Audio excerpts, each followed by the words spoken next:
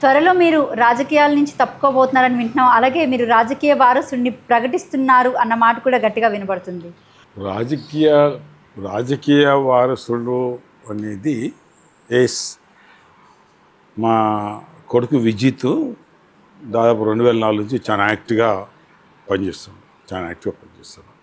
ప్రతి ఎన్నికలు not only నా ఎలక్షన్, ఏది ఇక్కడ స్థానిక సంస్థల ఎన్నికలు కానీ రాష్ట్రంలో ఎక్కడ బై ఎలక్షన్ జరిగినా ఆ ఎలక్షన్లో బాగా యాక్టివ్గా పార్టిసిపేషన్, కార్యకర్తలతో అందరితో బాగా టచ్ ఉంటుండు.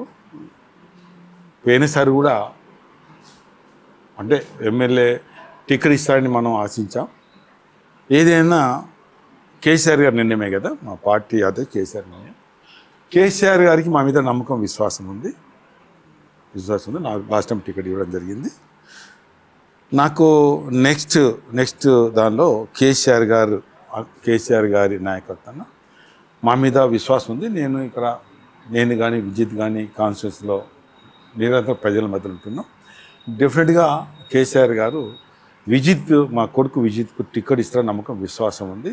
నేను కూడా విజిత్కి ఇవ్వాలని చాలా సందర్భాల్లో చెప్పాను, రేపు కూడా చెప్పడం జరుగుతుంది. విజిత్కే కేసీఆర్ గారు టికెట్ ఇస్తారని నమ్మకం విశ్వాసం ఉంది. విజిత్ కూడా ప్రజలకు కానీ అందరికీ చాలా వెరీ గుడ్ నేమ్. అంటే మనకు తండ్రిగా నేను చెప్పడం కరెక్ట్ అవునా కాదా వేరే సంగతి.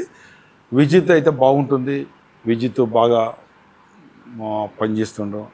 కరోనా టైంలో చాలా డే అండ్ నైట్ పనిచేశాడు. కరోనా టైంలో చాలా day and night number of పర్సన్స్కి ట్రీట్మెంట్ విషయంలో కానీ హాస్పిటల్ అడ్మిషన్ విషయంలో కానీ బాగా పనిచేశాడు. డే అండ్ నైట్ పనిచేశాడు. అందరికీ ఒక భరోసా ఇచ్చాడు, మీరేం కాదు ట్రీట్మెంట్ బాగుంటుందని చెప్పి కొంత అందరి సహకారంతో మెడిసిన్ కూడా వాళ్ళకి ఇవ్వడం జరిగింది. డెఫినెట్గా పనిచేస్తుంది కాబట్టి విజితే కేసీఆర్ నాయకుతో నెక్స్ట్ టైం అతనికే టికెట్ ఇస్తారు. నాకు టికెట్ ఇచ్చినా నేను కూడా యాక్టివ్గానే ఉంటాను నో డౌట్. ఎందుకంటే నేను ఏదో ఇంట్లో కూర్చునే ఉద్దేశం కాదు కదా. డెఫినెట్గా ప్రజలు కూడా కష్టపడతారు. ప్రజలు బీఆర్ఎస్కు కేసీఆర్ నాయకత్వం ఓటేయాలని ఉంది. విజిత్ కూడా గెలిపేయాలని వాళ్ళకి ఉంది. విజిత్ మీద ఒక నమ్మకం వస్తుంది.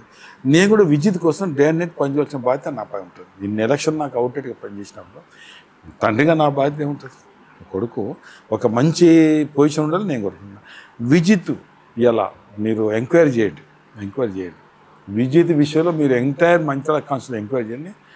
ఈవెన్ అంటే ఎంక్వైరీ చేయండి. ఇక నాకు నేను చెప్తే బాగుంటుంది. ఎలాంటి అంటే కావాలని ప్రతిపక్షాలు ఒకరిద్దరు కూడా వాస్తవంగా చెప్పలేరు, కానీ బురద జల్లే కార్యక్రమం చెప్పాలి తప్ప ఏ ఒక్కరు నాట్ ఓన్లీ ఏ పార్టీ కూడా ఏ వ్యాపారస్తులు ఏ బిజినెస్ కానీ విజిత్ విషయంలో ఎవ్వరు కూడా వ్యతిరేక భావం చూపెట్టరు.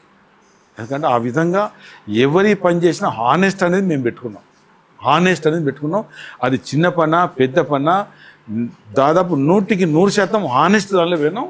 నా అడుగుదాడలే నడుస్తుందో ఎక్కడ ఎవరితోటి ఏ పని పనిచేసి వెళ్ళగొట్టే కార్యక్రమం తప్ప ప్రతిఫలం ఆశించకుండా మేము పనిచేస్తాం.